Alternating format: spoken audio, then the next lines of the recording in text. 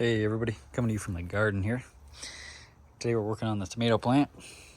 Figured I'd kind of show you how I do my tomatoes. And then you just string up this wire in the horseshoe. And then you've got this really nice little area so you can get in on both sides. And so typically what I'll look for when I'm going through and clipping is I'll look for the big branches. So we got the main stalk here, and this is one plant, by the way, that you can just, extend them and grow them how you'd like. So you have all this, real estate, essentially. So anyway, follow the main stem. And you kind of just, it's really up to your own personal preference, like what you want that plant to put its energy towards. So for me, I will look for things like if I had caught in this, well, actually, no. Like right here, I'll probably, here's a good example. You just weave it through and you just keep weaving it down the line here. And then you've got a humongous bush of, tomatoes. I mean, I'm gonna have so many tomatoes here. I don't know what I'm gonna do because I don't really eat tomatoes besides salsa.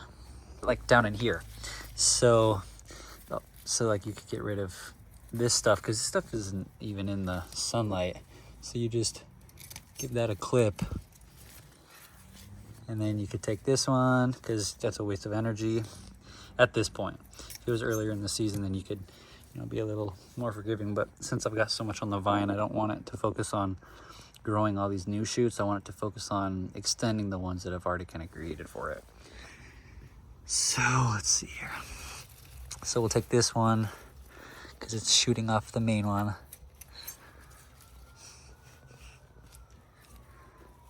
And then I think, so that one's got a big old sucker on there.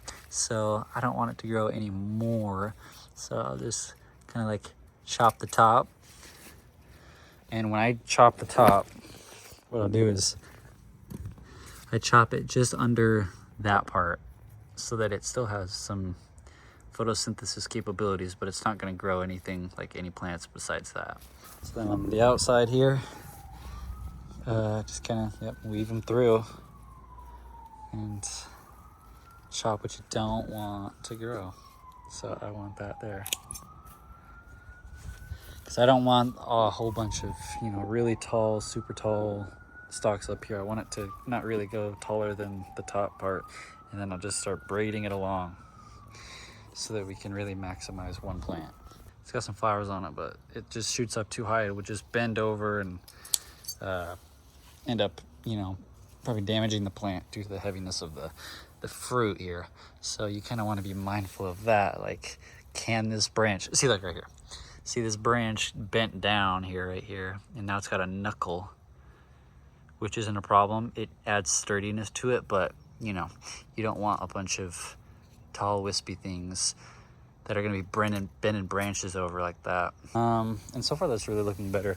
So then we'll just continue to web it through here and get all the tomatoes that we could possibly need. So I've kind of cleared it up a little bit, cleared up that middle section, and then strung some more around here. And so this method really works well for me. I like it, and I'm going to continue to do it until I find something else. But it's just really easy to get up in here, and like I have access to every inch of this plant, and it can grow humongous and long. So hope that gives you all some ideas. Till next time.